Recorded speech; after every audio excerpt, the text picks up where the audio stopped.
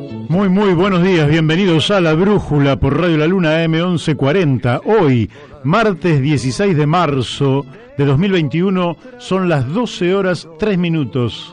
Aquí en la zona de la radio El Palomar, provincia de Buenos Aires, la temperatura es de 23 grados, ha bajado considerablemente de ayer y bueno, porque han caído unas gotas, unos chaparrones, hay una humedad del 76%, probabilidad de precipitación del 70% y corre un vientito suave a 13 kilómetros por hora. Todo esto se lo digo para que sepa que el programa va en vivo, que estamos aquí en la radio y le damos entonces a cada uno de nuestros oyentes los muy buenos días. Y voy a empezar entonces para este saludo matinal que siempre tenemos, que es del mediodía más que matinal, pero que le damos los muy buenos días a nuestro operador en el día de hoy, Héctor Didío. Héctor, muy buenos días. Sin él esto no sería posible. Somos dos quienes estamos acá, aunque son muchos los que colaboran para que sea posible que este martes, 16 de marzo, estemos en presencia del programa 252 de La Brújula. 252 programas, ya con más de 1000 entrevistas. Realmente impresionante. Bueno, todos aquellos oyentes que se han quedado después de escuchar los tangos aquí por la antena de Radio La Luna, muy buenos días. También a quienes ahora pueden entrar, porque yo, por ejemplo, mando un flyer. En el flyer está la www.radiolaluna.com.ar, que usted toca ahí nomás y ya está en la radio. Después pone en vivo y ya está, usted ya está en la radio. Más fácil imposible. Si no lo pone usted, entra y pone www.radiolaluna.com.ar, aprieta, entra a la radio, pone en vivo y allí está, siguiéndonos. Realmente este es un avance tecnológico de que se lo agradecemos a Marcelo Parente, porque hace que gente que no nos podía escuchar, porque las aplicaciones a veces fallan, de esta manera casi con toda seguridad no puede escuchar en cualquier lado del mundo donde esté. Yo estuve en Córdoba y se podía escuchar perfectamente desde cualquier lugar donde naturalmente hubiera señal allí en nuestra querida provincia mediterránea de Córdoba. También nos pueden seguir por Twitter, por Facebook, entra por la computadora también, puede entrar a la página o alguna aplicación. A todos muy buenos días. Le vamos a dar los muy buenos días a Daniel Pérez, que hoy me entregó prácticamente la desgrabación total del programa de el viernes, de manera tal que ya todos los reportajes que hicimos el viernes, reportajes muy interesantes, desde el fiscal Gómez a Gustavo Hoffman, allí en las sierras cordobesas, Laura Deriu, en fin, todo lo que tuvimos este viernes que fue extraordinario, ya usted lo puede encontrar en el canal de YouTube La Brújula en la Luna, que se lo debemos a Daniel Pérez. Muy buenos días, Miguel Pascual, que es un colaborador inestimable, que está haciendo que el programa crezca más allá de las fronteras de la propia radio, a través también de utilizar otros medios de comunicación que tienen que ver con ideas de Miguel para competir con los grandes multimedios. Qué grande, bueno, después él dice, ¿me estás cargando? No, lo digo en serio. Aunque en escala nosotros competimos por un lugar. Y le damos los muy buenos días a Florencia Videverri, creadora de los flyers, a través de los cuales difundimos nuestro programa y en los cuales está la www.radiolaluna.com.ar. Así que gracias, Florencia.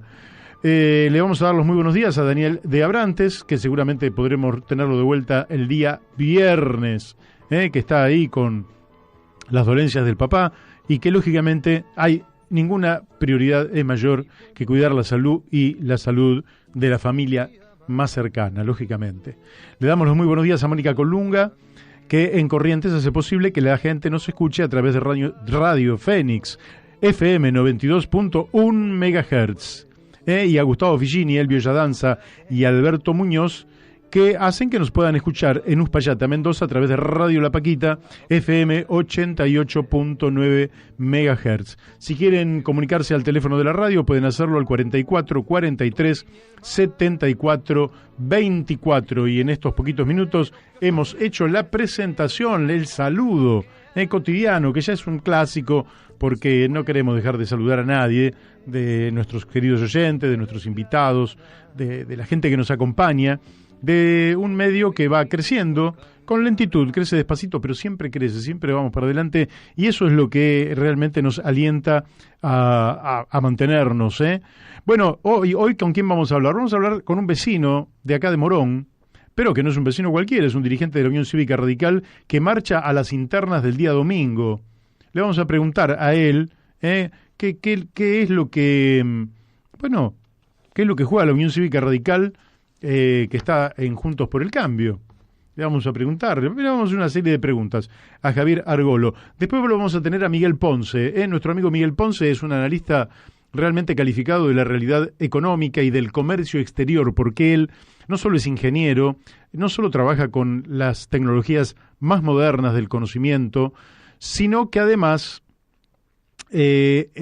por profesión, él trabaja en comercio exterior, de manera que la verdad que es una voz absolutamente calificada. Después vamos a estar hablando con Jorge La Peña.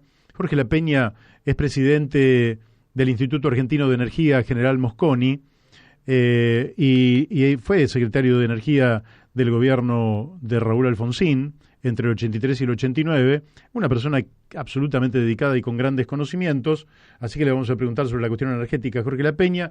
Después, finalmente, vamos a estar hablando con Carlos Méndez sobre Ecuador, Bolivia y Chile. Pero ahora ya estamos en contacto con nuestro amigo Javier Argolo. Javier, buenos días, ¿cómo te va? Buenos días, Mario, ¿qué tal? ¿Cómo estás? Buenos días, oyentes.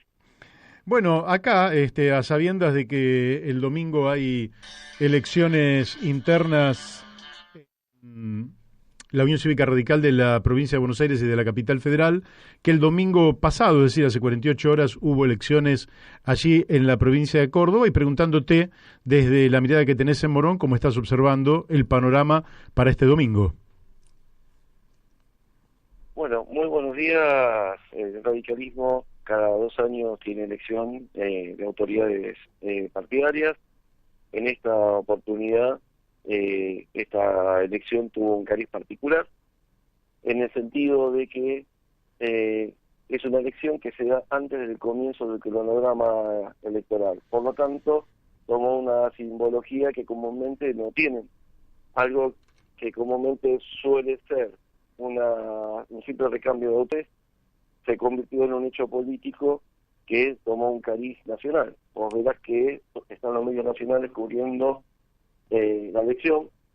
También es cierto que esta elección tiene ciertas, digamos, diferencias con otras desde el punto de vista del posicionamiento de los actores, porque vos tenés de un lado el sector de Daniel Salvador, que es el oficialismo partidario, con una posición mucho más cercana y al PRO, y del otro lado tenés a Gustavo Pose compitiendo por la presidencia del Comité Provincia, apoyado por Martín Lustó, con Aires de Cambio, apoyado por, digamos, vos tuviste hace muy poco a Juan Manuel Casella, sí, claro, que vos sabés que es un amigo, sí, y a Federico Storani. Estuvo en estos micrófonos.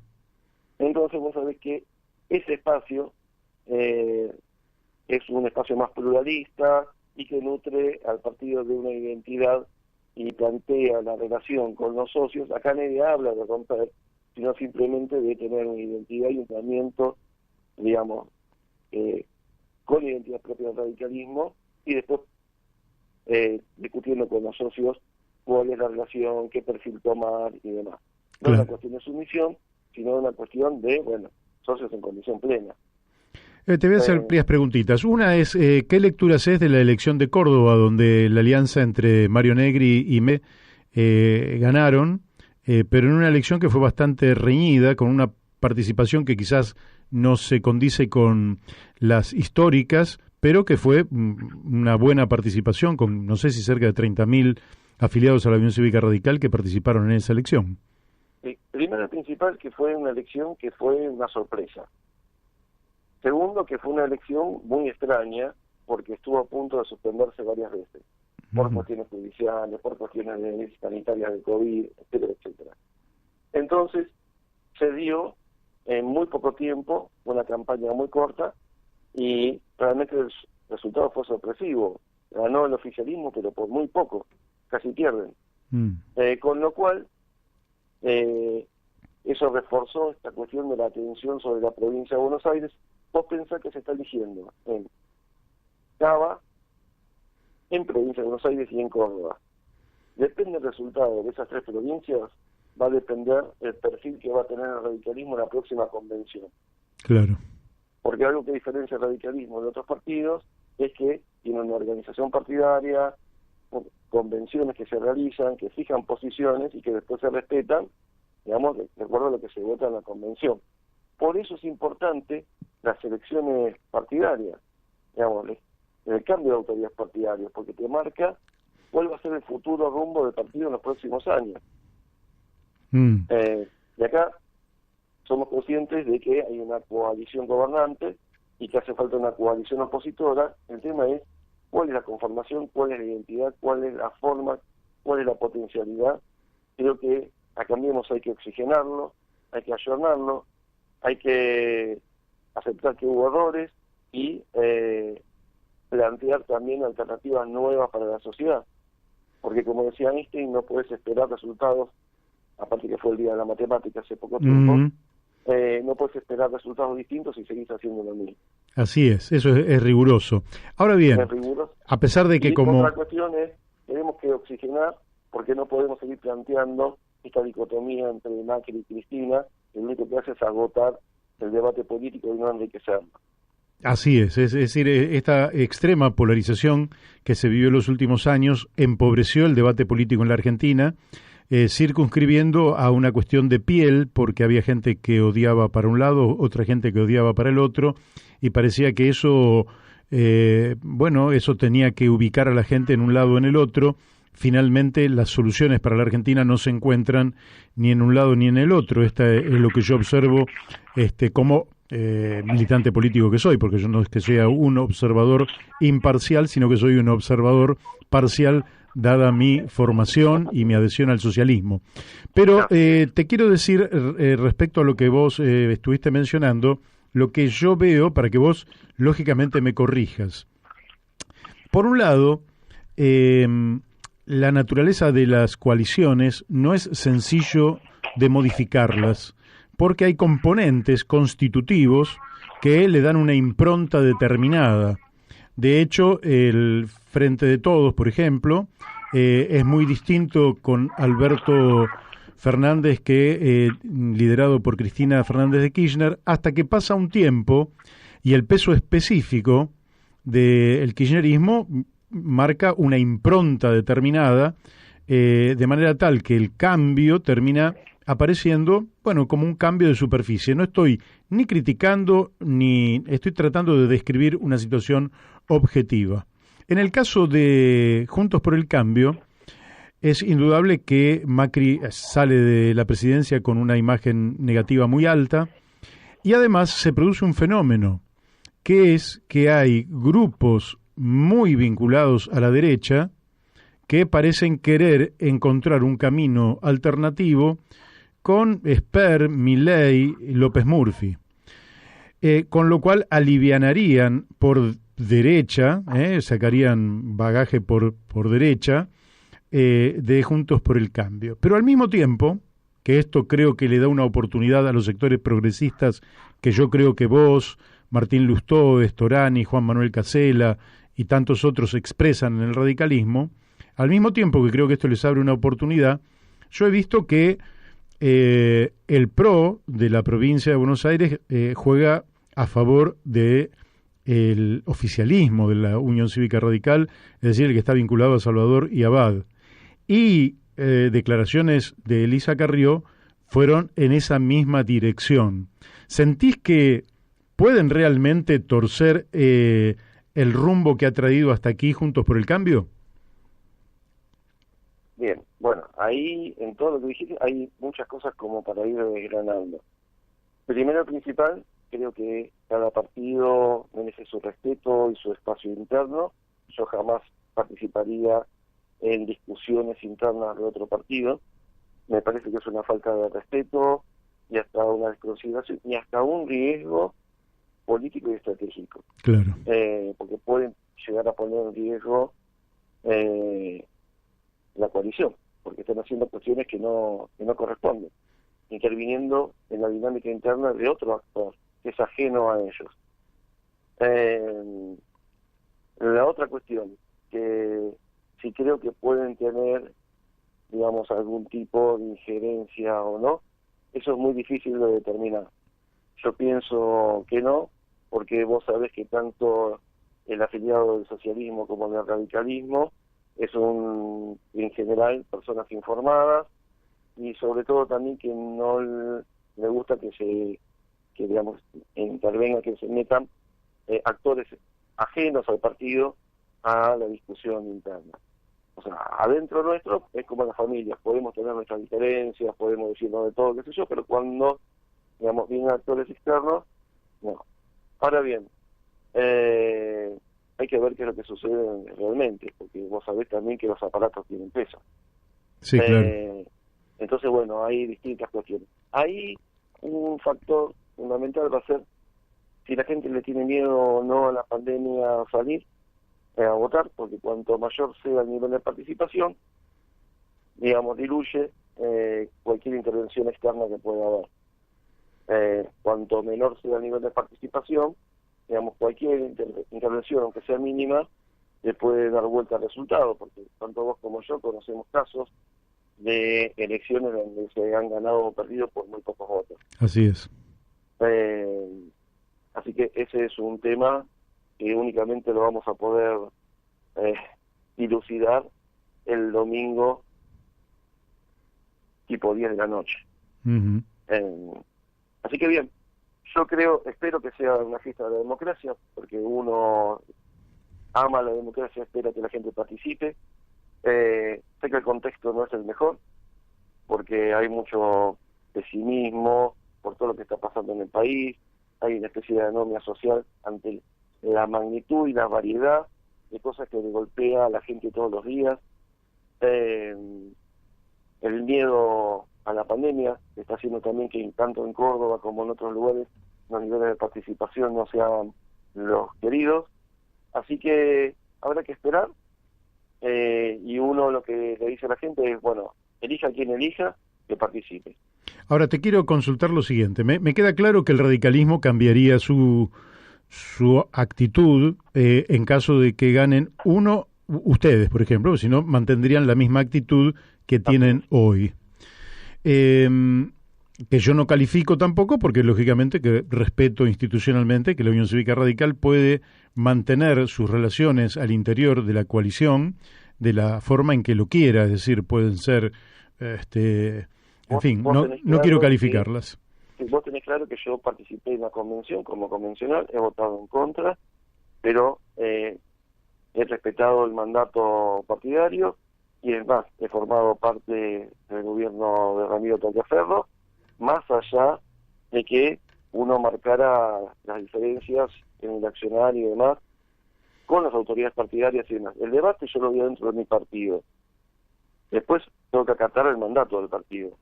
Vos que estás en el socialismo sabés que es así, el radicalismo también. La mayor parte de los partidos en Argentina no funcionan como partidos. Sí, es cierto. Rigurosamente cierto. Pero yo te quería preguntar lo siguiente. Ustedes cambian, vamos por un momento a la hipótesis de que efectivamente Gustavo Posse, que además es un hombre bastante ganador, gana, de manera que no es una hipótesis fantasiosa, probablemente pueda ganar, y vos lo estás acompañando desde Morón. Ahora, se ve que el cambio del protagonismo del radicalismo, pero ¿qué cambiaría en la totalidad de Juntos por el Cambio cuando tenés personas de enorme magnitud como Elisa Carrió, que ya expresó que quiere ser candidata a gobernadora en el 23 y que podría ser protagonista en el 21, cuando tenés a María Eugenia Vidal, que ya fue gobernadora de la provincia de Buenos Aires y es una persona con un conocimiento del 100% de la población, cuando tenés el vicejefe de gobierno porteño, Santilli, caminando la provincia de Buenos Aires, o Ritondo, en fin, en el conjunto, ¿cómo cambiaría en el conjunto? Ustedes cambian, ¿y cómo cambiaría ese conjunto? Nadie dice que sea fácil, pero para cambiar primero hay que empezar a cambiar la mentalidad y a posicionarse distinto. Uno sabe lo que puede hacer uno y lo que puede hacer su partido, después empieza la dinámica con los otros partidos. Lo más seguro que lo que se va a solicitar es que, bueno, que se abran espacios de participación interna. Esto quiere decir de que si ellos plantean ese escenario, bueno, que vayamos a una interna y que la gente elija quiénes son los candidatos. Bien, bueno, te hago la última. El domingo el afiliado radical que va a el Cuarto Oscuro, que va a votar, ¿dónde lo hace y con qué boletas se va a encontrar? Bueno, votar se vota en las 5 localidades de Morón. En Castelar se vota en el Colegio José Hernández. En Morón se vota en la escuela número 4. En Aedo se votaba siempre en la escuela que está en la calle Caseros, pero ahora el Consejo Escolar dijo que iba a asignar un colegio que está a la vuelta porque ese colegio está en refacción. En Villa Sarmiento se vota en la escuela número 21, que está en la calle Gutiérrez al 400, y en Palomar se vota en la escuela que está en la calle Neuquén. Ajá. Y bueno, entonces Y se va a encontrar con 3 boletas. La boleta 123, que lleva a Silvina Samparisi, la boleta 114, que lleva a Roque Sabatella, y la boleta 214, que es la que encabezo yo, Javier Argola. Bien, ¿y esas boletas están separadas en los distintos niveles, en el nivel provincial y en el nivel municipal, o están unidas? Están unidas, y vos tenés que se diferencia la parte final. Ajá. Se diferencia la parte final, pero también la parte principal, porque en algún caso irá Abad y en otros casos irá Pose. Vos tenés en la 123, va Abad, y en la que es 14, después se divide en la parte de abajo en 114 y en 214. Perfecto. Bueno, Javier, te agradezco muchísimo la amabilidad. Bueno, esperemos el resultado del domingo y seguramente estaremos hablando en poco tiempo. Esperemos, y lo que invitamos es a todos los afiliados a participar, que sean protagonistas del cambio, y esperemos poder hablar con un resultado favorable y tratando de oxigenar la política nacional, provincial y local. Bueno, muy bien. Un gusto hablar con vos. Igualmente, Javier, y desde ya que me parece muy importante que la Unión Cívica Radical haga este tipo de convocatorias hacia los afiliados, porque nosotros necesitamos partidos que tengan vida, partidos con participación y protagonismo por parte de sus dirigentes, de sus afiliados, de sus militantes, que debatan ideas, que propongan soluciones para los graves problemas que tiene la Argentina y, por tanto, desde ya, más allá del resultado, mis felicitaciones. Te mando un fuerte abrazo y hasta la semana que viene. Muchas gracias y te mando un abrazo grande. Bueno, ustedes lo han escuchado, dirigente de la Unión Cívica Radical de Morón, Javier Argolo, que, bueno, se propone para ser autoridad de la Unión Cívica Radical aquí en Morón y que acompaña como autoridad provincial a Gustavo Pose y el radicalismo, que es una de las fuerzas que componen Juntos por el Cambio, y habrá que ver cómo evolucionan, toda la política, toda la política. La política está muchas veces al rojo vivo, porque evidentemente hay lucha por el poder, y en esa lucha por el poder unos atacan a unos, los otros atacan a los otros, y siempre se ataca al que tiene poder o posibilidades de acceder al poder. Eso siempre hay que tenerlo en cuenta. Creo haberlo aprendido después de muchos años. No es sobre la base de principios abstractos a partir de los cuales se producen las críticas. No, es porque efectivamente hay disputa por un cargo, y en ese cargo al adversario se lo critica, lógicamente tratando de traer agua al molino propio. Y ya me parece que estamos en contacto nada menos que con nuestro amigo Miguel Ponce. Miguel, buenos días, ¿cómo te va? Pero muy buenos días, Mario, alegría escucharte. Bueno, igualmente para mí, Vos ya sos una voz conocida aquí en los micrófonos de Radio La Luna y en el programa La Brújula. Eso es un honor para mí, es un honor para mí. Bueno, para nosotros también. y como voz calificada para leer la realidad económica de la Argentina, supongo yo que habrás escuchado al ministro Martín Guzmán en un reportaje que le hicieron anoche y que dio algunas definiciones importantes, aunque en algún caso con cierta ambigüedad. Voy a empezar por aquello que más le preocupa a nuestros oyentes y creo que virtualmente a todos, porque es un mal que nos viene acompañando desde hace décadas, ¿verdad? Y que no podemos superarlo como si fuera una sombra que sigue al cuerpo, que se llama inflación. Él dio unos argumentos, en fin, donde juegan un factor la administración del tipo de cambio, la administración de las tarifas públicas, etcétera.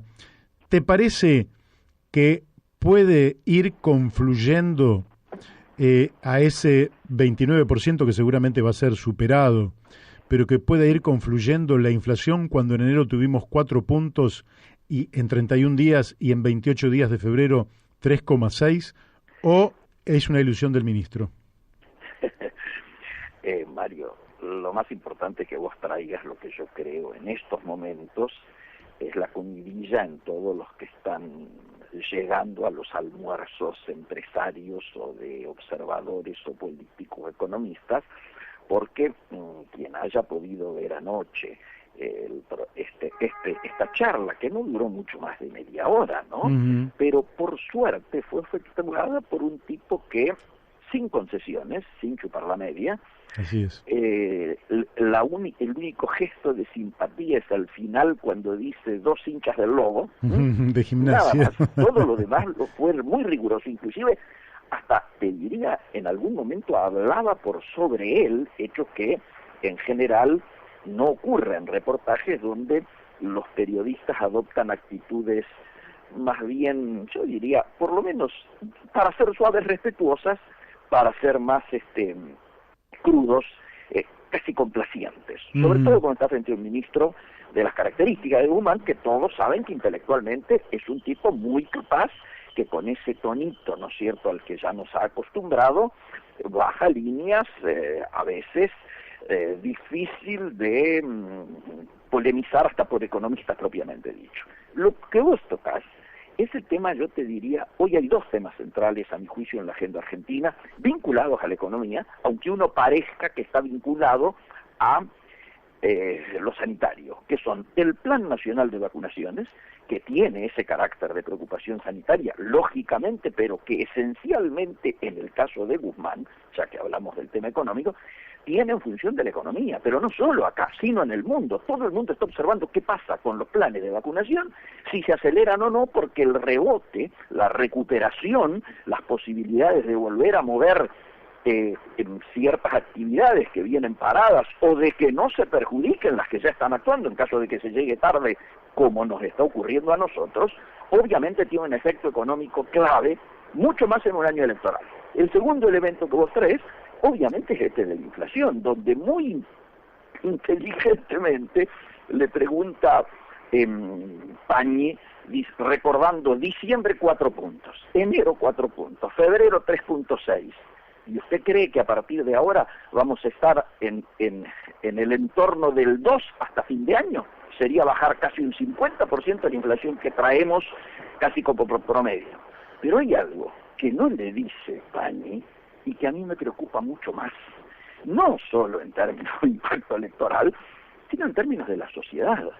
Todos estos números que hemos dicho tienen por arriba de ellos la inflación de los alimentos, claro, que por supuesto golpean los sectores más bajos. En el último mes, de 3,6, se va a casi 6 puntos los alimentos. Y lo que debe preocuparnos, por eso la pregunta, supongo yo, vinculado a marzo, nosotros en marzo estamos mirando que el piso va a ser 4. ¿Y por qué?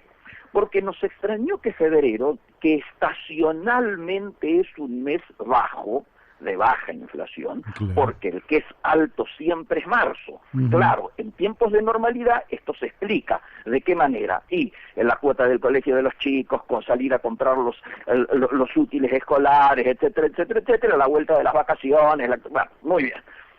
Este año, obviamente, este marzo, no está caracterizado en gran medida o preferentemente por estos temas, pero sin embargo, tenemos como correlato, que también salió en la charla, el aumento de los combustibles y las tarifas. Entonces, a ver, si vos colocás todo el mundo, el ABC, es decir, aumenta combustibles, aumentan fletes, esto aumenta precios internos y se pierde competitividad, precios externos, obviamente por esta situación. Es muy difícil evitar el traslado a precios de tarifas de esta naturaleza.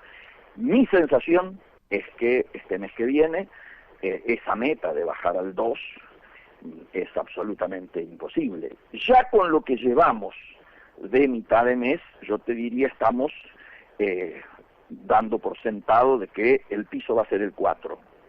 Si él cree que esta convergencia para intentar llegar a 29 puede darse, a mi juicio, no está, por lo menos no exhibió en el reportaje, dando los elementos que permitan generar credibilidad en cuanto al sostenimiento de un descenso de esta manera. ¿Por qué? Porque él usa como elemento, diríamos, comparativo lo que logró con la brecha, que es verdad, logró reducir la brecha casi a la mitad de lo que estaba, y un poco más también. Pero la manera, la herramienta, el poder de fuego que tiene el Banco Central para hacer esto, es decir, ir manejando la velocidad del goteo que hace que tu proceso devaluatorio de la moneda frente al dólar puedas, digamos, de alguna manera controlarlo, eso en el caso de los precios es imposible, porque vos podés decir, yo tengo una determinada intervención en ciertos formadores de precios, puedo meter controles. Él ha llegado a reconocer, y muchos han llegado, Culfas lo dice creo que hace 24 horas, con los controles no podemos confiar en parar la inflación. Es lógico que no es así, que no es posible.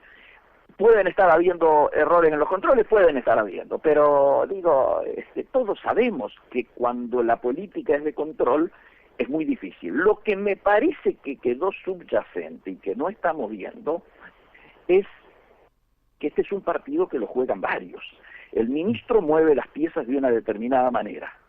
Los mercados, en función de la credibilidad que atenta contra esta búsqueda de convergencias, reaccionan de la manera que reaccionan, también mueven sus piezas. La pregunta es, ¿qué haces después cuando no obtenés los objetivos que te planteabas? Es casi contrafáctico lo que estoy diciendo, sí, ¿no?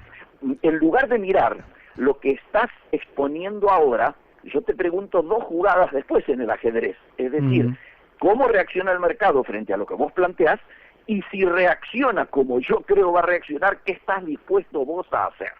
Y acá creo que el tema central, no podemos nosotros que siempre analizamos el impacto de la política,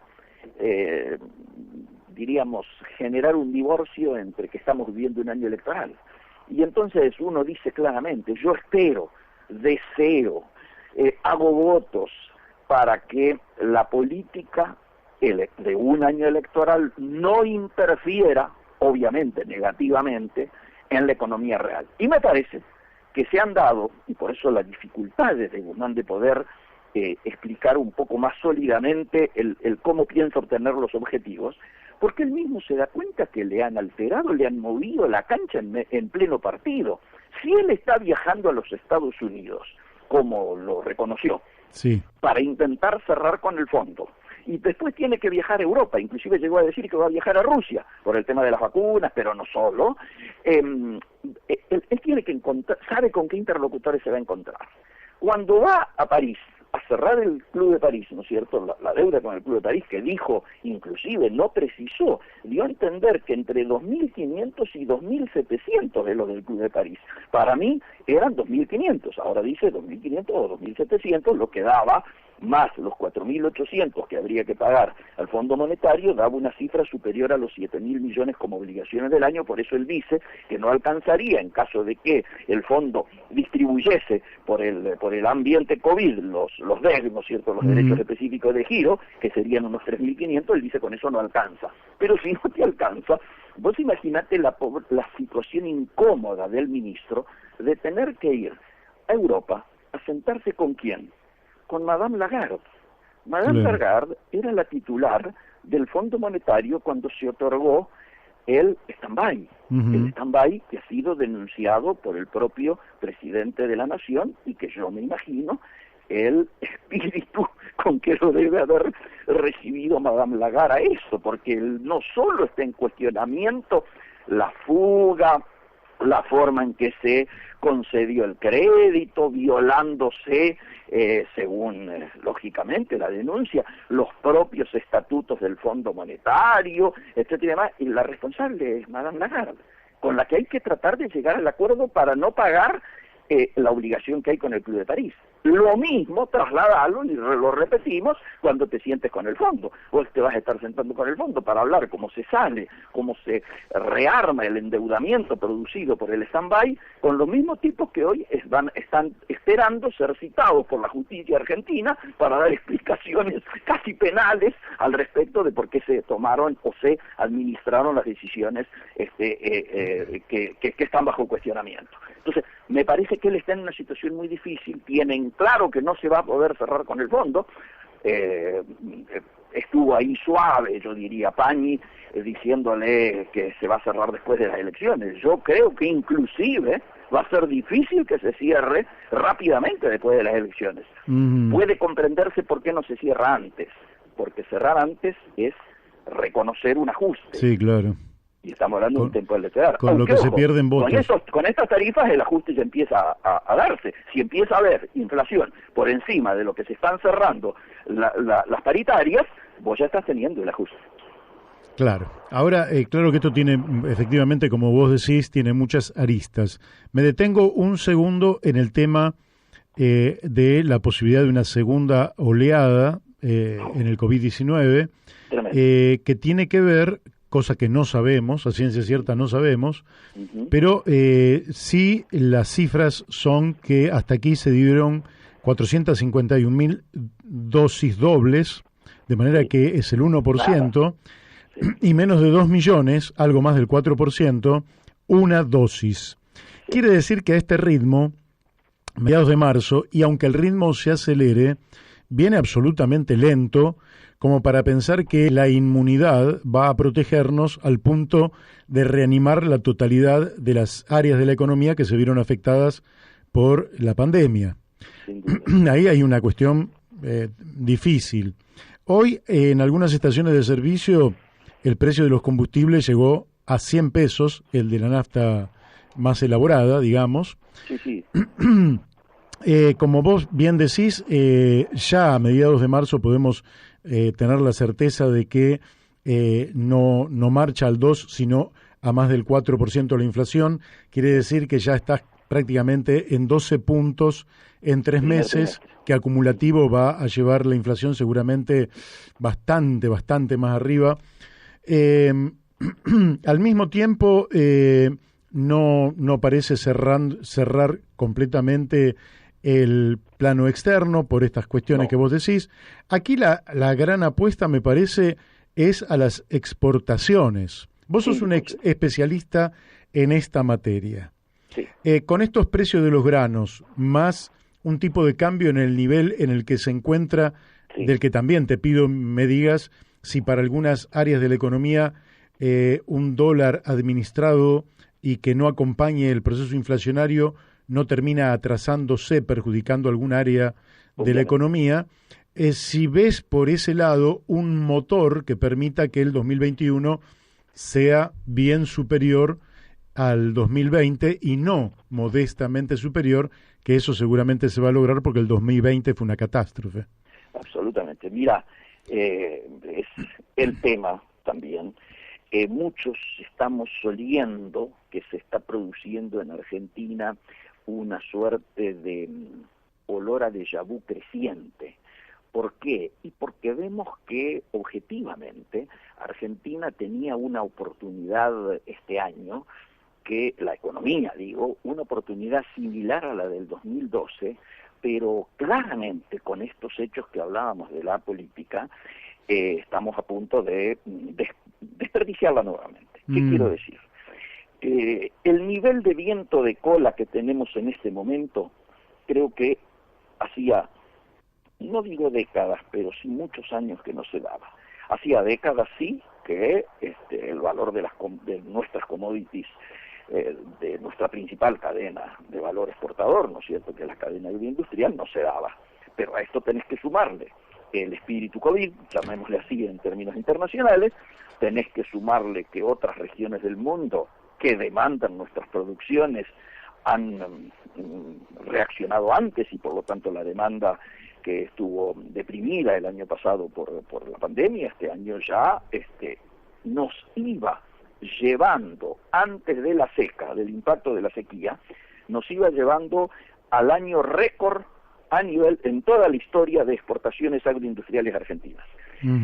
Y esta situación es posible que con lo de la sequía se reduzca un poco, no mueve el amperímetro mucho, estamos hablando de entre 2.000 y 3.000 millones de dólares menos de lo previsto, pero seguimos creciendo en relación al año pasado, y mi sensación es que claramente esto se va a mantener si es que no aparece la segunda ola.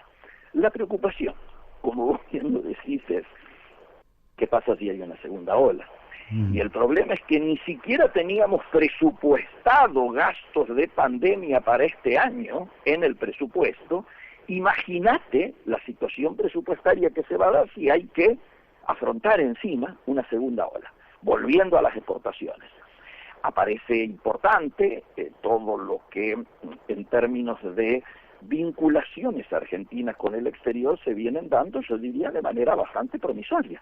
Con quien más atrasado estamos es con quien aparentemente más rápido íbamos a recomponer. Digo, el cambio de Biden hasta este momento todavía no se ha pasado a las efectividades conducentes. Estamos mejorando nuestro vínculo con Brasil en términos de intercambio. De hecho, Scioli, entre comillas, logró algo que ya se venía trabajando desde el área de Basterra y todo lo demás, que es que vamos a tener 1.000 millones más de exportaciones a Brasil por economías regionales que venían trabadas desde hacía mucho tiempo, ¿no es cierto? Distintos tipos de carnes de producciones locales, más algunos producciones regionales, inclusive en términos de pymes exportadoras, etcétera, etcétera, etcétera. Bueno, esto es un adelanto. Estamos mejorando el vínculo con China sin discusión, no solo por la demanda de ellos, sino por las inversiones. China nos ha elegido a nosotros, por lo menos fácticamente, como el país latinoamericano donde mayor inversiones está comprometiéndose, no solo en el tema litio, sino también en la base en Tierra del Fuego para proveer a todas las bases, no solo argentinas, sino extranjeras en la Antártida, más la finalización de las represas en el sur, hidroeléctricas, más el tema 5G, más sobre todo el tema de la hidrovía, ¿no es cierto?, el que termina la concesión en pocos meses y hay que ver cómo continúa, ¿no es cierto? Bueno, esperábamos en cambio ya haber resuelto con Estados Unidos el retorno del biodiesel, del aluminio, del acero, los tubos sin costura, eso se está deteniendo un poco, y sobre todo aquello que habíamos hablado contigo, que se empezaran a abrir oficinas en Argentina de la Small Business Administration, o sea, de la administración de las pequeñas y medianas empresas, la agencia oficial del gobierno de Estados Unidos para las pequeñas y medianas empresas, para favorecer precisamente estas economías regionales que hacíamos referencia recién con Brasil. Y estamos con Rusia en un muy buen vínculo. De hecho, en este reportaje que vos mencionaste y trajiste al comienzo, escuchamos por primera vez que el ministro de Economía está pensando viajar. Sí. ¿Por qué? Porque obviamente es un momento para aprovechar el vínculo, ya que Rusia está tremendamente agradecida, ya que su ingreso, el ingreso de su vacuna, la Sputnik, a Occidente, se da gracias a que nosotros fuimos el primer país de otro lado que no fuera sus áreas de influencia, que aceptamos vacunarnos, ¿no es cierto?, que elegimos precisamente la Sputnik. Entonces, sí, me parece que es un buen momento para algo que decimos siempre, seguir profundizando la línea de desideologizar nuestros vínculos diplomáticos para mejorar el aprovechamiento de nuestros vínculos económicos y comerciales. Y en este sentido no hay que ser gil, quiero decir, como diríamos en el barrio, hay que hacerlo todo simultáneamente. ¿Por qué? Porque los necesitamos a Estados Unidos interviniendo para que la negociación con el fondo no se trabe, y además para estos otros temas que yo hacía referencia recién, que se retomen rápidamente en esa agenda común que tenemos pendiente, pero también tenemos que hacerlo en simultáneo con Rusia, y también con China, y también con la región, ¿no es cierto?, para que nadie diga te estás acomodando a unos para perjudicar a otros, y también hay que sumar el tema de Unión Europea que está pendiente. Yo creo que se abre un momento importante que esperemos, vuelvo a decirte, la política, la grieta, ¿no es cierto?, las grietas no metan la cola y impidan una recuperación que, si hacemos las cosas sin tirarnos tiros en los pies como está ocurriendo en las últimas semanas, algunos de esos tiros hasta rayan con la mala praxis, podría llegar a ser un año que, pese a todas las dificultades, bueno, por lo menos redujéramos los daños, y hasta, si nos ponemos un poquito optimistas, empezáramos a pensar en alguna recuperación posible, ¿no? Bueno, eso es interesante. Esperemos, en el área externa, esperemos que el canciller Felipe Solá esté a la altura de los desafíos, porque no siempre lo está, al igual que el presidente, que muchas veces tiene que pedir disculpas por dichos que la verdad que no son propios de alguien que tiene los destinos y los intereses de un país en sus espaldas. Ahora te quiero hacer dos preguntitas porque ya nos quedan los últimos poquitos minutos. Vale. Una tiene que ver con el Consejo Económico Social, que en realidad ustedes habían propuesto un Consejo Político, Económico, Social.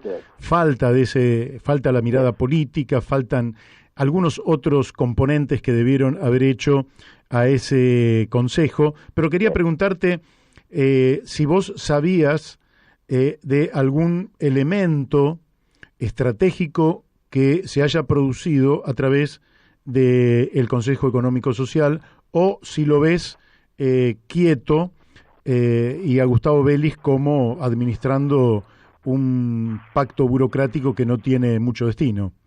Bueno, esperemos que esto último que acabas de decir no ocurra. Todos tenemos este temor. Yo creo que el Consejo Económico y Social, desde que parió, no tuvo buena suerte.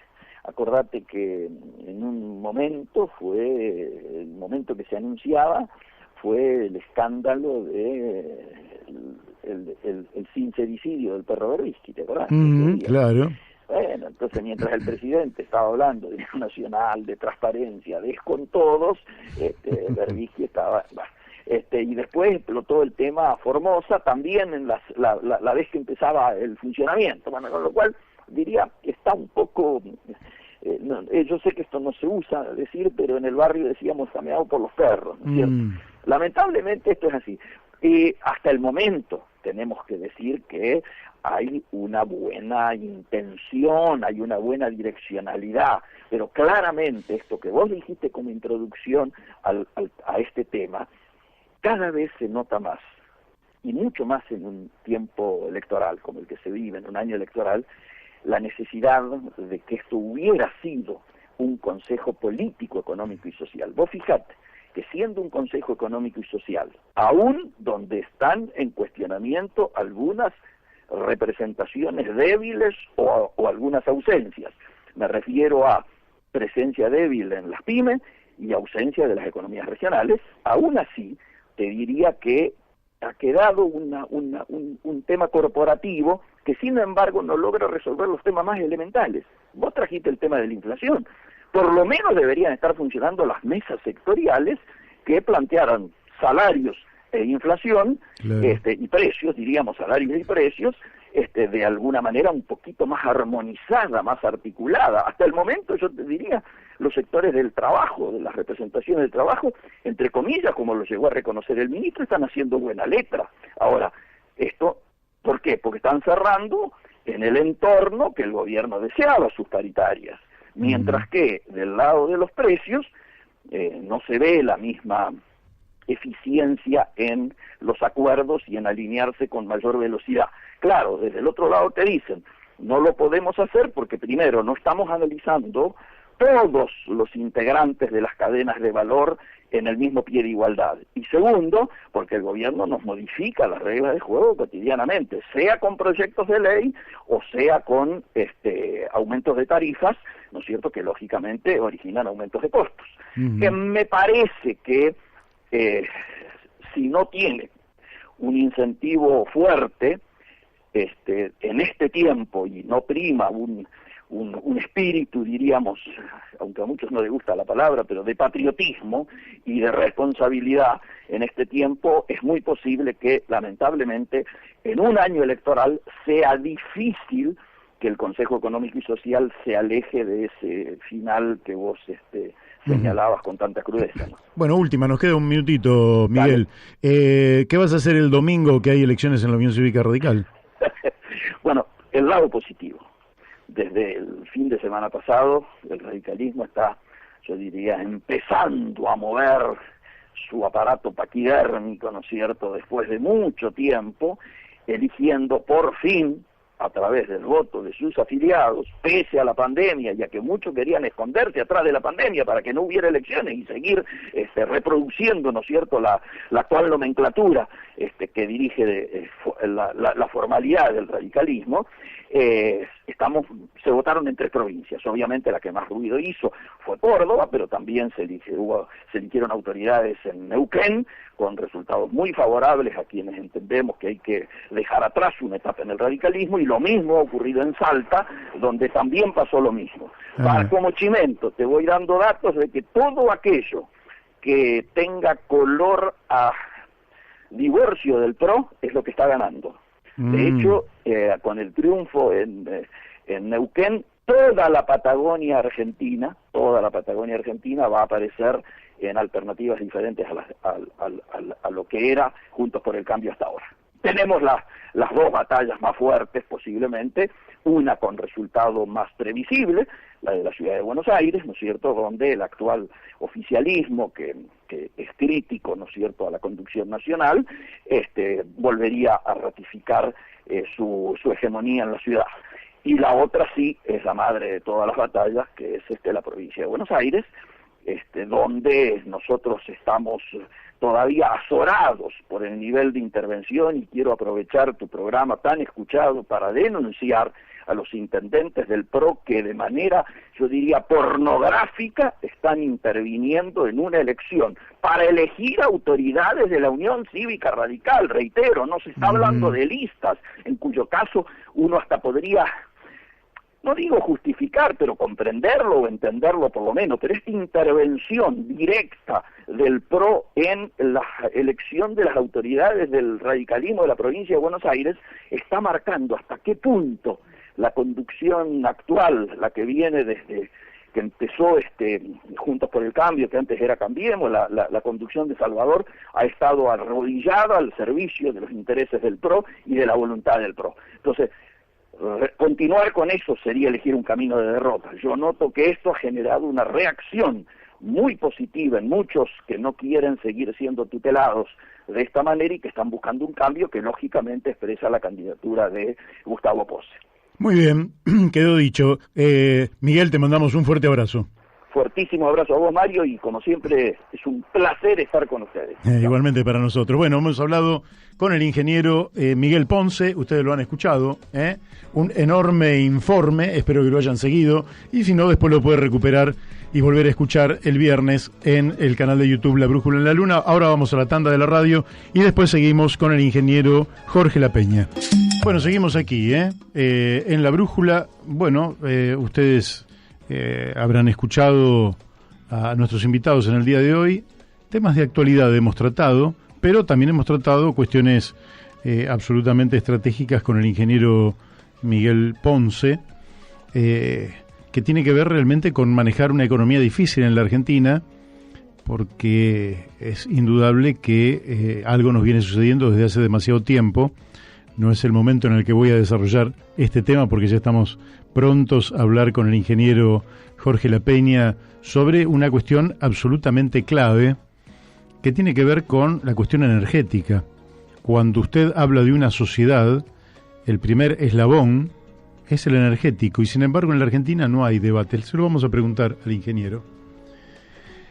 Bueno, creo que ya estamos en contacto con el ingeniero Jorge Lapeña, presidente del Instituto Argentino de Energía, General Mosconi.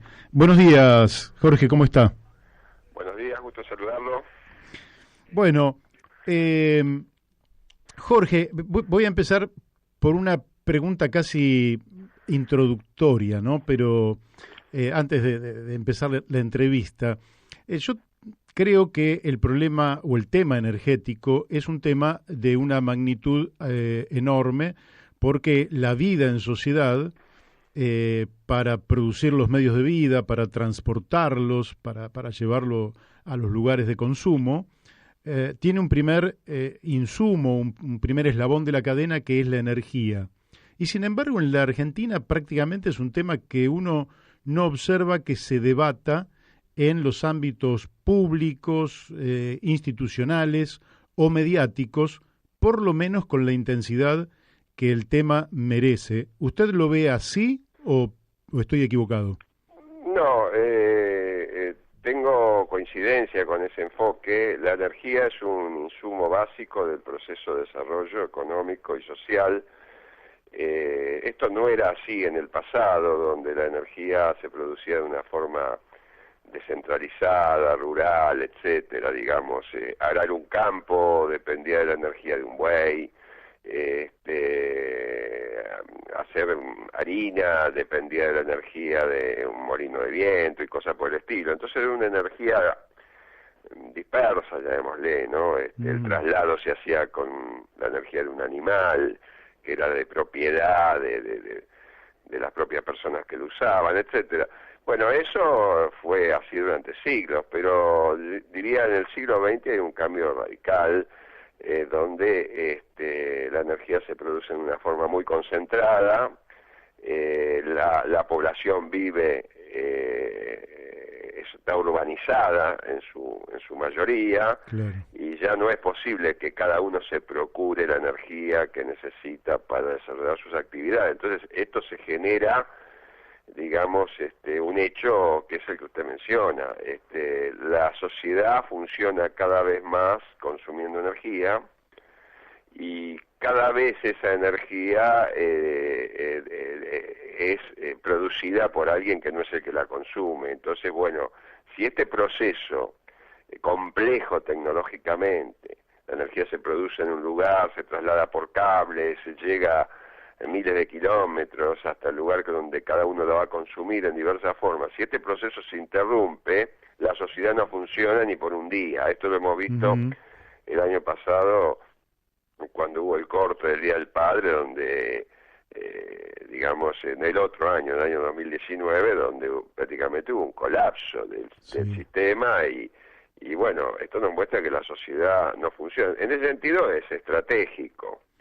Y es cierto lo que usted dice, que en este momento estamos con problemas energéticos. La Argentina tiene problemas energéticos graves, y esto no logra formar parte del debate político.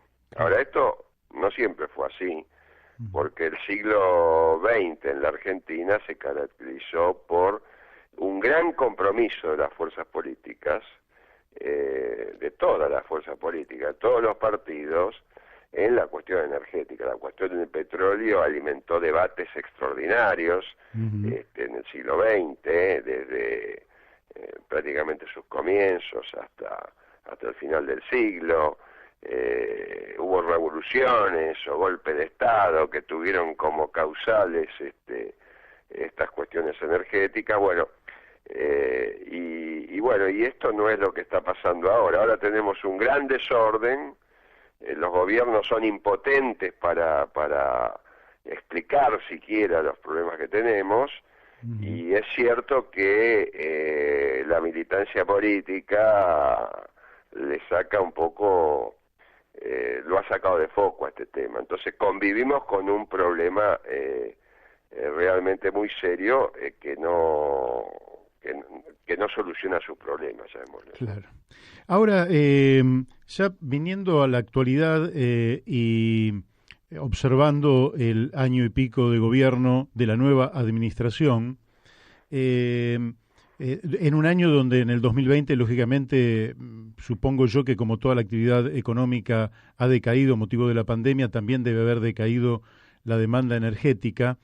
Pero, ¿cómo evaluaría usted este año largo ya de gobierno de la administración del presidente Alberto Fernández en el área energética, donde todo parecería estar puesto en ese pensamiento milagroso, mágico, que se sitúa sobre vaca muerta y que da la impresión de que aunque el componente mayoritario de la matriz energética en la Argentina sigan siendo los hidrocarburos, no estaría en vaca muerta la solución final a nuestro problema. ¿Cómo ve eso? Bueno, el gobierno actual en ese aspecto se parece mucho a todos los gobiernos que lo han antecedido, de este siglo, del siglo XXI, ¿no? En principio se parece mucho al gobierno de Cristina, pero también otros gobiernos que ha habido en este siglo, que han pensado, digamos, primero han asumido en general sus funciones sin tener un programa energético. Ya tener una plataforma política energética es una cuestión del pasado. Ya los gobiernos asumen, digamos, con la única preocupación de ganar la elección, pero no de resolver los problemas concretos. Entonces, este gobierno en este sentido ha sido igual, copió a los anteriores. La solución mágica de los problemas argentinos es vaca muerta, y vaca muerta no produce los resultados que los gobiernos esperan, porque es un proyecto inmaduro, es un proyecto que produce petróleo y gas caro, y ese petróleo y gas caro no puede ser exportado, por un lado, porque el mundo no pagaría los precios que la Argentina aspira a obtener por esas transacciones, y por otro lado, ese petróleo y gas caro no puede ser pagado por una población que en este momento tiene el 50% de pobreza. La Argentina está en un retroceso social sin precedentes. Ha pasado en los últimos 50 años de tener una pobreza de, digamos, entre 3 y 5%, sí, a tener 50%. Sí.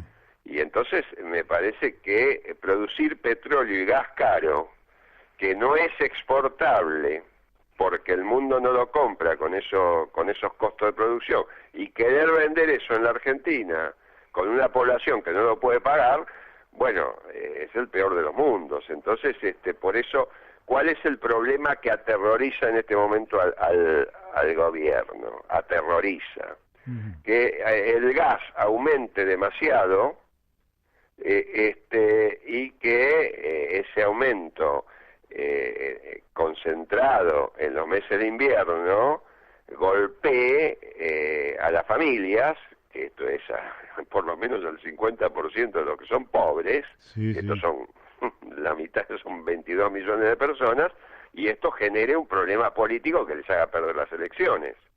O sea, los gobiernos se preocupan más en resolver y explicar los problemas, o explicar y resolverlos, se preocupa más de ver cómo hago para no perder la elección si tengo que subir o modificar una tarifa, que es el problema de los días de hoy, ¿no? Claro, este tema entonces no se ha resuelto. Ahora bien, si Argentina tuviera este año, que seguramente habrá una recuperación económica, pero en la hipótesis de que en los próximos años tenga buenos niveles de inversión, que hasta aquí esto es una hipótesis nada más, tuviera buenos niveles de inversión y aumentara significativamente la demanda energética, ¿el país está en condiciones de satisfacer esa demanda energética? No, Primero es una hipótesis, es una hipótesis hipotética la que usted hace, porque la Argentina tiene un nivel de inversión bajísimo. Que impide, y esto analizado por los economistas, que impide que generar un crecimiento vertiginoso. Si usted invierte lo que invierte China, que es el 40% de su PBI, bueno, puede tener un crecimiento vertiginoso, pero si invierte 12 o 13 o 14 como el que invierte la Argentina, se está comiendo capital fijo. Entonces me parece que la Argentina tiene en este sentido, en el mediano y largo plazo, mal pronóstico. Y no sé cómo va a bajar la pobreza si no se pueden crear puestos de trabajo genuinos, etcétera, ¿no? Entonces, yo no esperaría un boom de demanda, pero desde ya le digo que si existiera ese boom de demanda, la Argentina no lo puede soportar. Prueba de lo cual es que el petróleo, fíjese, el petróleo y el gas, entre los dos representan el 85% de todo. La producción de petróleo de la Argentina en el 2020 es parecida a la del año 1979. Son 40 años. Estamos igual que hace 40 años, igual que en la dictadura, llamémosle, la producción de la dictadura, la producción de Isabel Perón, llamémosle. La Argentina en la última década ha caído la producción de petróleo 18%, es menor la producción del año 2020 y la de 2019 que 2010. Y esto no figura en el discurso oficial. Por eso esta idea de que Vaca Muerta nos salva, bueno, si la producción del año 2020 con Vaca Muerta adentro es 18% menor que la de 2010, estamos en caída con Vaca Muerta y todo. O sea que el discurso no se sostiene. Y la producción de petróleo del año 2020 es 45% menor que la del año 98. La mitad que en el 98. 45% menor que la producción del año 98. 18% menor que la del 2010. O sea, la Argentina está en caída libre. Los gobiernos ni siquiera entienden el problema. Manejan discursos. De hecho, discursos que procuran no perder elecciones. Claro. El drama para el gobierno, este y cualquier otro, es perder la elección. Entonces, por eso estamos en una situación muy complicada que se combina, además, con una situación macroeconómica desequilibrada. La Argentina tiene una de las inflaciones más altas del mundo. Sí. Como el gobierno tiene terror a perder las elecciones, congela las tarifas. Pero una cosa es congelar la tarifa en un país estable, como puede ser España, Estados Unidos o Uruguay, donde si usted congela las tarifas, a lo sumo, como la economía es estable, tiene el mismo precio que el año pasado. Claro. Pero en la Argentina, con 50% de inflación anual, si usted congela la tarifa, condena a las empresas prestadoras de los servicios públicos, sean estas privadas o estatales o mixtas, las condena a ir lentamente hacia la quiebra o a la cesación de pagos. Cosa en la cual está, por ejemplo, la empresa YPF, está en una situación delicadísima, que no puede pagar su deuda. Claro. Entonces me parece que hay que asumir, volviendo a su pregunta inicial, que el sector energético, que es un sector de infraestructura, sin el cual la sociedad no puede funcionar, está fuera de punto y necesita, digamos, una recomposición, y los gobiernos, los partidos políticos que gobiernan y los partidos políticos que quieren gobernar deberían en principio hacer el ejercicio interno a ver si pueden resolver este problema, porque no es solución ganar la elección y después ver si lo puedo resolver. Sí, claro. Este me parece que es el problema del siglo XXI de la Argentina, creer que resolver la inflación es fácil, creer que resolver el problema energético es fácil, y bueno, entonces si se cree eso y se pone todos los problemas importantes en segundo plano, bueno, terminamos mal. Claro. ¿No es cierto? Y es un poco lo que le pasa a la Argentina en este tema, en el tema de la salud, que cruje, en el tema de las vacunas y otros temas, cada uno podrá poner sobre la mesa, ¿no? Sí, claro, sí, acá se ha abandonado la planificación como una herramienta estratégica del desarrollo. Ahora le quiero preguntar, ¿y qué papel cumplen las comisiones de energía de diputados y del Senado, que en última instancia podrían ser ámbitos adecuados para debatir ampliamente esta cuestión? Sí, son los ámbitos de la República, digamos, para discutir esto. Lo mismo que los partidos políticos, son los ámbitos que una república tiene. Ahora, mirando cómo se toman las decisiones en el gobierno actual, mirando que hay, digamos, una asimetría que no sabemos si el presidente realmente gobierna, es decir, porque acá la duda que tienen los 44 millones de argentinos es si gobierna Cristina o gobierna el presidente Fernández. Nominalmente el que tiene la banda presidencial es el presidente Fernández. Así es, la firma la tiene él. Hicieron una encuesta, ¿dónde está el poder? ¿Quién designa a los ministros? ¿Quién echa a los ministros? Bueno, posiblemente llega a la conclusión de que uno lleva la banda, pero el poder lo lleva el otro. Y en este sentido me parece que mientras esto no se resuelva, no va a generar una confianza en ningún inversor interno y externo. Hoy en día nadie está pensando en poner un restaurante. Un tipo que tiene un restaurante no está pensando en abrir otro restaurante. Sí. Y así, lo digo para una actividad, digamos, cotidiana, digamos, interna, que es abrir un restaurante. Es decir, el proceso de reproducción, digamos, de arriesgar una inversión, en Argentina está muy comprometido con un gobierno que no alcanza a explicarse a sí mismo.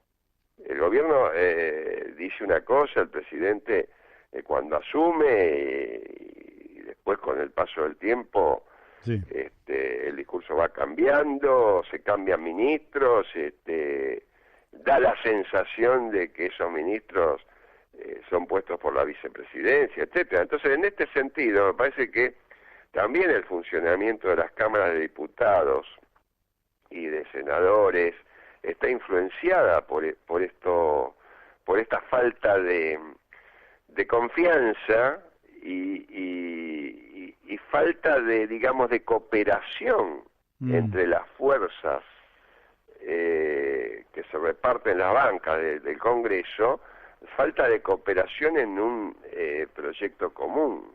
Claro. Es decir, pareciera que hay una exacerbación del modo agonal de la política, la pelea, la discusión, la chicana, etcétera, pero ¿cuánto hace que no vemos a un político en serio exponer un programa en serio para resolver un problema de largo plazo? Sí.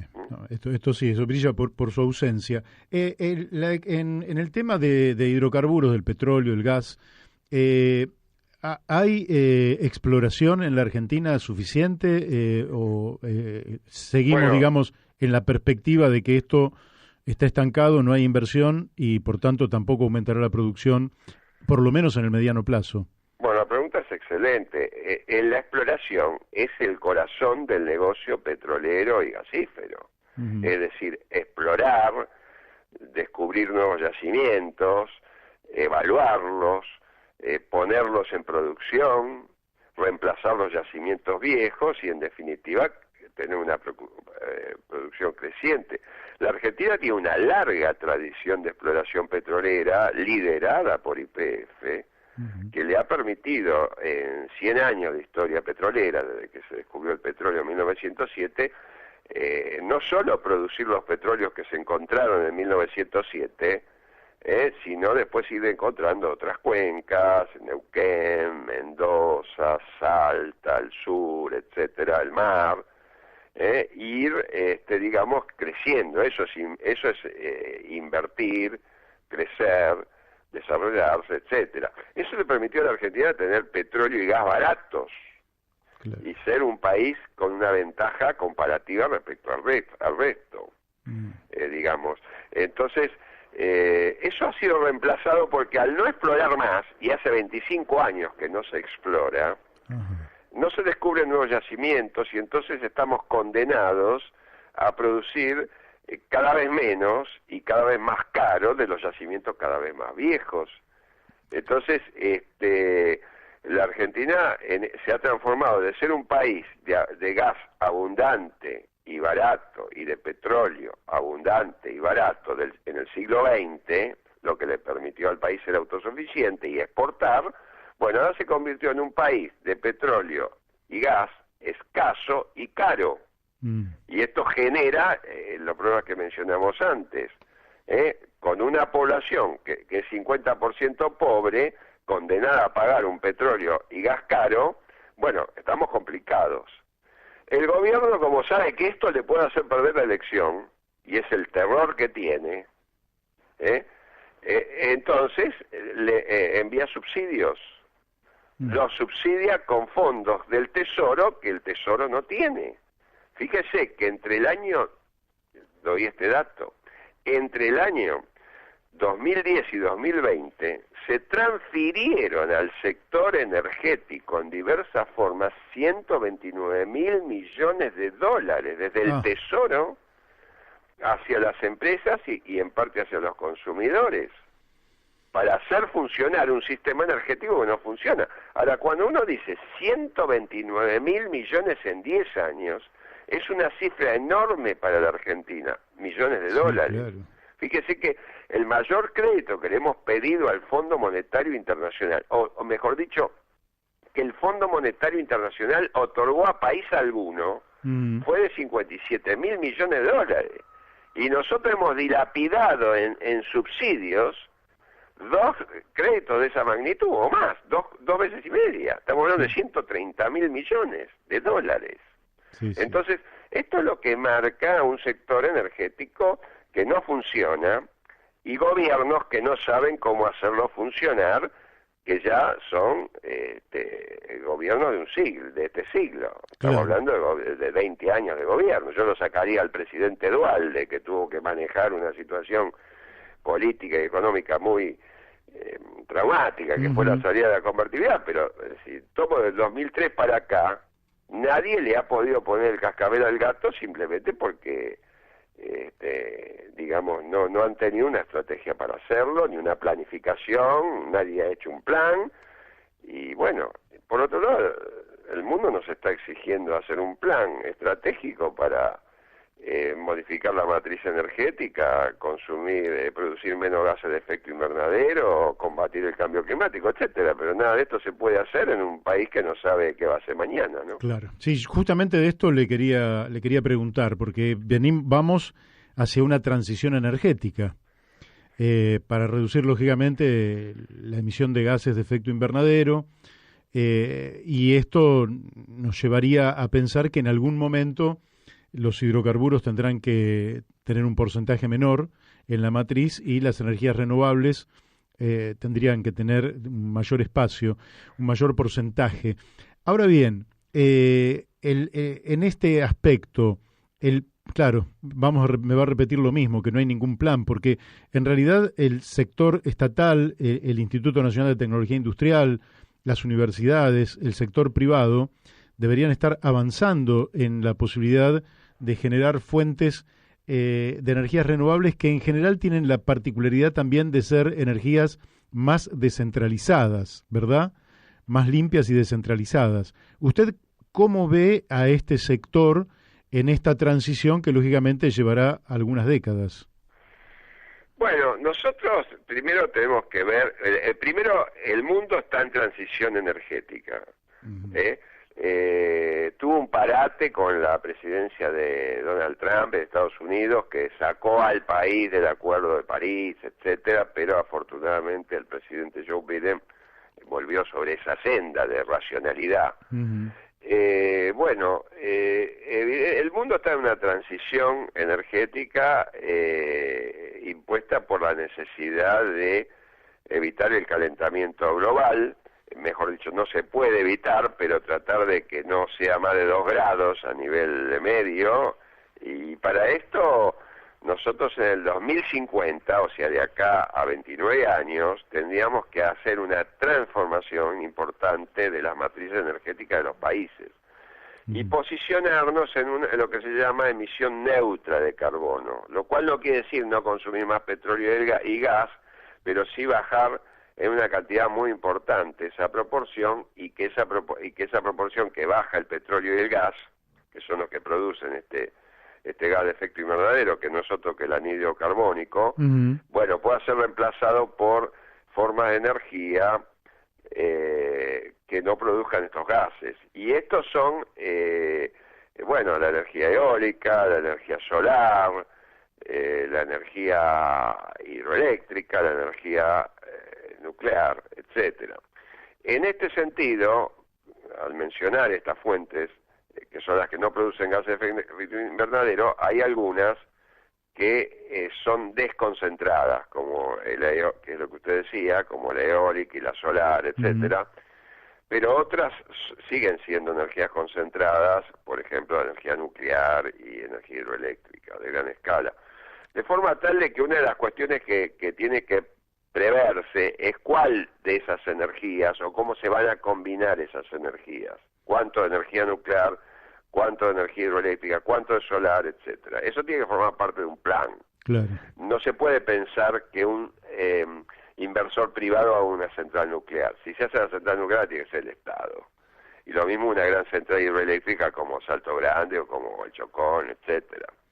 Entonces, sí, el sector privado puede hacer un gran aporte, y lo está haciendo en este momento, digamos, con las energías eólicas, solar, etcétera, en todas partes del mundo, y también acá en la Argentina hemos tenido un resultado bastante favorable. Pero esto tiene que llegar, insisto, de aquí a 30 años a cambiar esa matriz energética. Para eso tiene que haber una vocación inversora y un Estado que incentive estas políticas, que dé seguridad al inversor, con una economía estabilizada que le permita al inversor decir, bueno, yo hago esta inversión esperando tener esta ganancia, multiplicarla, etcétera, porque en definitiva estamos buscando inversores privados que hagan un buen negocio y de paso cambien la ecuación energética. Claro. Pero esto no se va a dar con un país, digamos,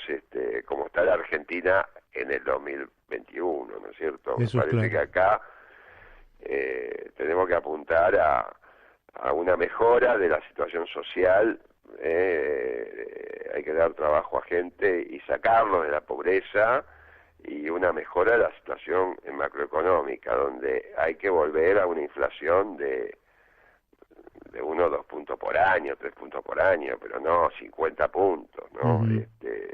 Y me parece que esto es una gran tarea de la política, y que la política no entiende que la política es la que tiene que resolver este problema, porque no hay otra potencia externa, llamémosle a la política, que pueda resolver este problema. Claro. Entonces me parece que mientras la política siga discutiendo cómo ganar elecciones, y si hace las PASO, no hace las PASO, qué sé yo, no vamos a salir de este pozo, ¿no? La última que le hago, cuando se habla de los vientos patagónicos en función de la energía eólica o de la puna jujeña, por ejemplo, en torno a la energía solar, estamos hablando de cosas medibles, fenómenos medibles que pueden presuponer una incorporación importante de energía al circuito, por ejemplo, eléctrico argentino, o también es parte del pensamiento mágico en el sentido de que tampoco sería tan importante lo que podrían aportar la eólica o la solar conforme los distintos lugares del país. No, tenemos tenemos buenos vientos y tenemos, buen sol, tenemos que pensar que esto va a subir mucho respecto a lo que está ahora. Claro. Por decir algo, puede triplicar, y ya hablar de triplicar es una cifra enorme. Entonces tenemos que trabajar en esas direcciones. Y después, ojo, acá, digamos, lo que también va a haber que hacer es una reforma, por ejemplo, los automóviles. Cuando llegue el auto eléctrico, que va a ser un auto más simple desde el punto de vista de su motor y ese tipo de cosas, sí. El auto en vez de tener el corazón, en vez de ser el motor, es una batería que va a digamos, de larga duración, de litio, etcétera, que va a acumular esa energía. Pero hay que ver dónde se produjo esa energía, porque si esa energía surge de una central eléctrica que funciona con carbón, es lo mismo que nada. Claro. Porque entonces, en vez de producir el anhídrido carbónico en el auto, en el escape del auto, lo voy a producir en la chimenea de la usina en la cual se quemó el carbón para fabricar la energía eléctrica. Acá implica tener un sistema eléctrico que deje de funcionar con petróleo, con gas o con carbón, para lo cual hay que hacer una gran transformación también en el sistema eléctrico argentino para poder alimentar, por ejemplo, el automóvil eléctrico. Claro. Nosotros tenemos 13 o 14 millones de autos en este momento. Todos esos funcionan con nafta o gasoil. Bueno, si nosotros vamos a pasar gradualmente a un sistema en 20, 30, 40 años, que sean 14 millones de autos eléctricos, bueno, evidentemente tenemos que hacer al mismo tiempo una transformación de todo el sistema central. En este momento, el 60% de la energía eléctrica que se genera con gas natural y petróleo y gasoil, etcétera. Entonces, hay una transición energética, y la transición energética va a requerir un cambio importantísimo, de la misma forma que hubo una transición cuando se eliminó el caballo como fuerza de tracción para los carros y pasamos a tener caballo de fuerza de nafta y de gasoil. Entonces, se tienen que redefinir las actividades. Un criador de caballo de tiro, bueno, su negocio se redujo a la 10ª parte en pocos años. Entonces, esas transformaciones son parte de lo que va a pasar en el mundo en los próximos 30 años. La Argentina es un país periférico y como tal va a recibir muchas de esas transformaciones de afuera. Es decir, nosotros vamos a ir a comprar un coche eléctrico cuando las grandes firmas que nos venden en este momento los autos que tenemos nos digan, mire, usted tiene para comprar este coche que funciona a nafta, pero también está este otro eléctrico que tiene precio parecido y entonces usted dice, me voy a comprar el otro, pero no va a ocurrir eso mientras las grandes automotrices no hagan una oferta en el mercado con estos grandes cambios en el producto, ¿no? Claro. Bueno, Jorge, le agradezco muchísimo la amabilidad que tuvo de dedicarnos todos estos minutos al programa La Brújula. La verdad que fue absolutamente claro y nos quedamos con una gran preocupación. Bueno, muchas gracias por haberme invitado y sí, como siempre es un gusto. Bueno, igualmente para nosotros, ¿eh? Bueno, hemos hablado con el ingeniero Jorge La Peña, presidente del Instituto Argentino de la Energía, General Enrique Mosconi. Y ahora estamos en contacto con nuestro amigo Carlos Méndez. Carlos, muy buenos días, o buenas tardes ya. ¿Cómo te va? Sí, siempre lo mismo. Buenas tardes.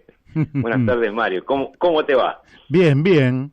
Estoy muy bien. Todavía no almorcé, lógicamente, porque lo haré después de salir de la radio. Pero supongo... vos tampoco. Entonces, bueno, está bien. Estábamos bien con los buenos días. Hay que preparar el programa. Bueno, mira, tenemos acá algunas cuentas pendientes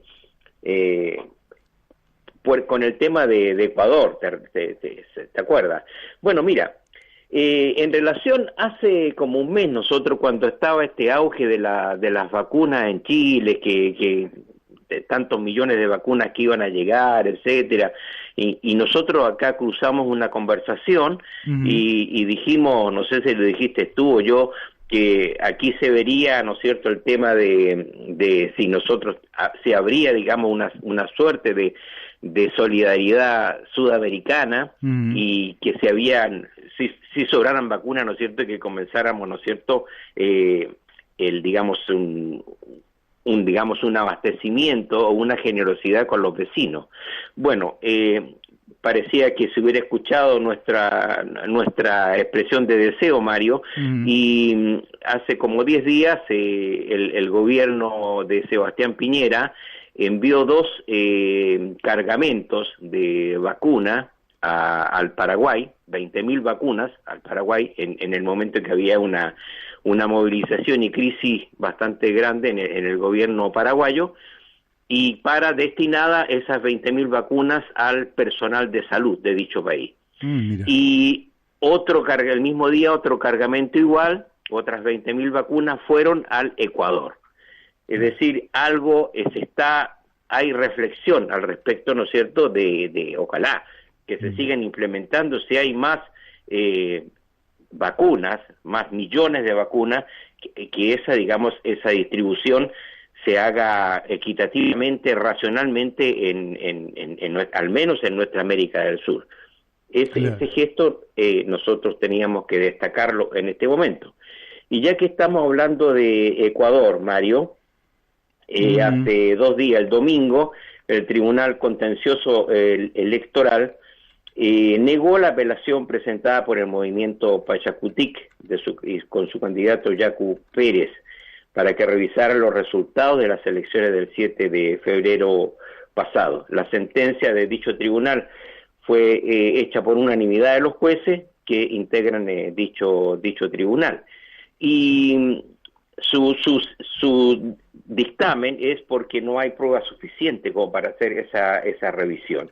Por lo tanto, las elecciones de la segunda vuelta o balotaje en Ecuador van a suceder el domingo 11 de abril y van a participar los 2 candidatos, el quien había ganado la primera preferencia en enero, el 7 de febrero pasado, Andrés Arauz con un 32,72% y Guillermo Lasso, que se estaban recontando, disputando votos contra Yacu Pérez, que obtuvo Guillermo Lasso 19,74%, y el tercero en discordia, Yacu Pérez, obtuvo 19,39%, una diferencia entre él y el antecesor de 32.115 votos, pero es una diferencia. El resto de la votación se distribuyó en la presentación de 13 candidatos presidenciables que había en ese momento. Obviamente Yacu Pérez reclama y declara fraude, etcétera, pero ya el dictamen del Tribunal Contencioso Electoral, que nosotros mantuvimos pendiente durante bastantes semanas, ya está definido y el balotaje ya está anunciado. Comienza la última campaña presidencial de propaganda, y los candidatos son Arauz y Lasso. Después, seguramente vamos a analizar qué es lo que significa cada votación y cada coalición en este sentido. Sí, quiere decir que habrá que ver qué pasa con los votantes de Yacu Pérez, que pueden ser los que determinen el destino final de la elección, si van para Lasso o van para Arauz.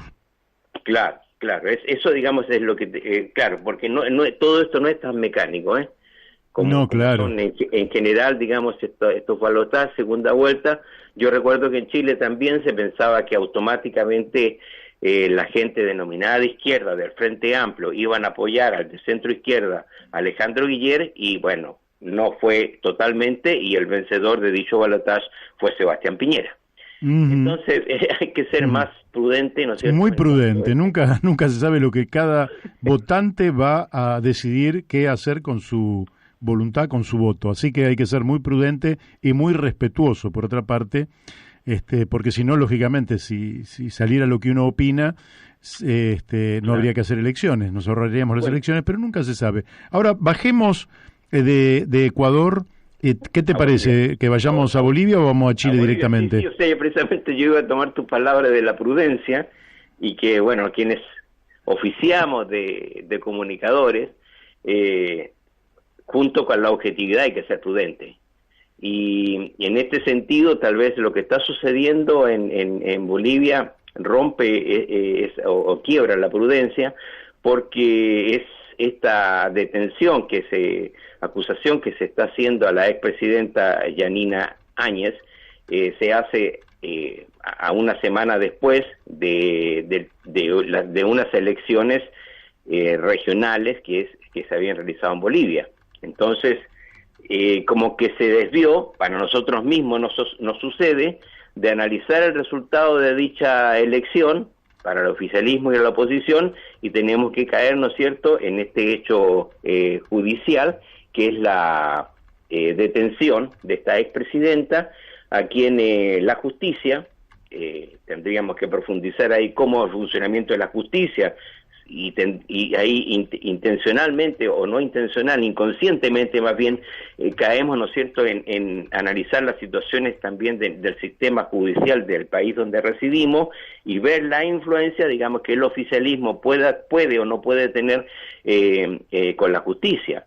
La cuestión es que esta expresidenta, quien también había sido senadora antes de asumir la presidencia, se la acusa de ser partícipe de la dimisión forzada de Evo Morales, que fue después de un confuso situación de una elección presidencial donde la OEA hizo una investigación y planteaba que había habido un fraude electoral en las elecciones y produjo, ¿no es cierto?, una serie de protestas que llevó a la renuncia de Evo Morales junto a la plana mayor del MAS al gobierno, y después de haber sufrido de presiones, ¿no es cierto?, de la OEA, la oposición, el Parlamento, y que en el caso de Morales, quien era el presidente hasta ese momento legítimo de Bolivia, los mandos militares le retiraron el apoyo,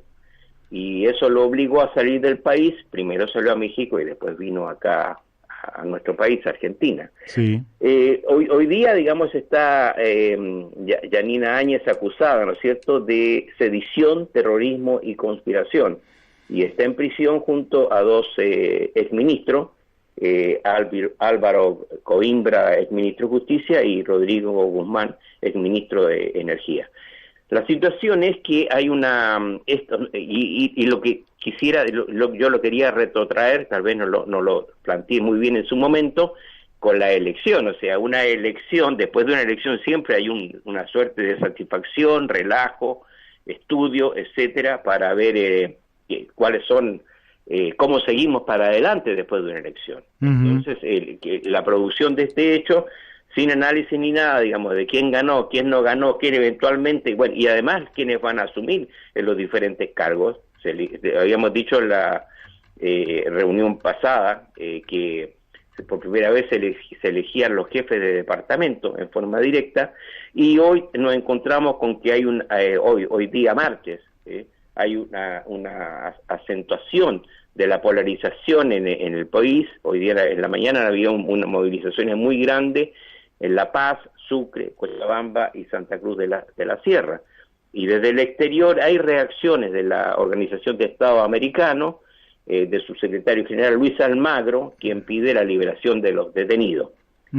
¿Eso qué significa? Que Evo Morales, por eso señalaba la situación de Morales en un principio, le replica a Almagro por defender a Áñez, y comillas, dice Evo Morales, que también debería ser juzgado, el secretario general de la OEA, por propiciar el golpe de Estado y por crímenes de lesa humanidad en Bolivia. Esa es, te digo, una situación de polarización y también de, podemos decir, de reacciones internacionales. Qué tema, qué conflicto, claro, qué magnitud.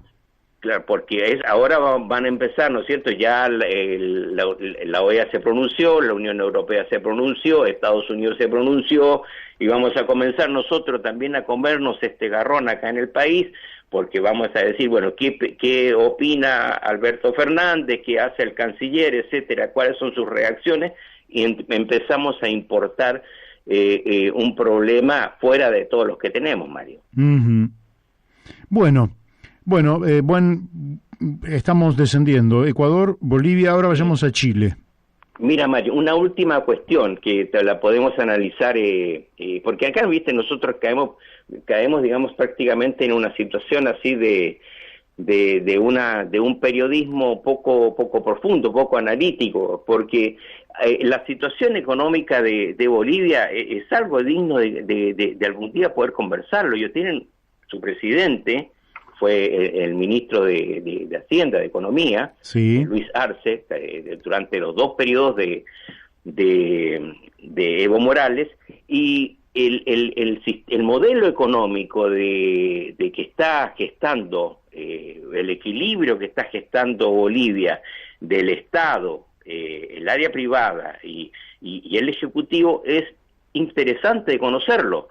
Y eso le ha significado una disminución bastante grande, que nosotros debiéramos aprender de los sectores pobres y de extrema pobreza, y todo eso con la recuperación que ellos han hecho o nacionalización de sus riquezas naturales, como el gas y en parte del petróleo. Entonces, esas son las cuestiones que habría que analizar de fondo, pero incluso políticamente, aún esta situación, este realce que yo hice recién de Evo Morales, porque no hay declaraciones de Luis Arce sobre la situación que en este momento hay sobre la detención de Yanín Áñez. Y me atrevo a decir de que en el MAS de Bolivia se ha perdido el evocentrismo. Hay reacciones internas y Evo no conduce totalmente, digamos, el movimiento. Entonces, esta polarización que nosotros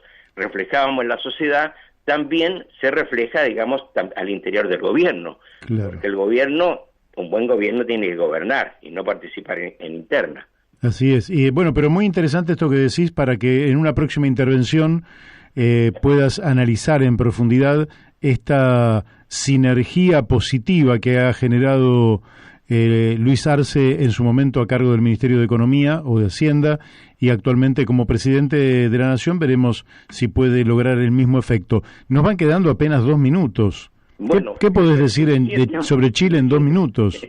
Suficiente, Mario, porque bueno, ahí nos unimos todos, ecuatorianos, peruanos, que seguramente vamos a tener que comentarlo posteriormente, y chilenos, que el domingo 11 de abril van a haber elecciones, por diferentes razones, pero elecciones. En el caso chileno, lo habíamos dicho, primero aclaro lo siguiente: hay un auge del contagio del COVID muy alto.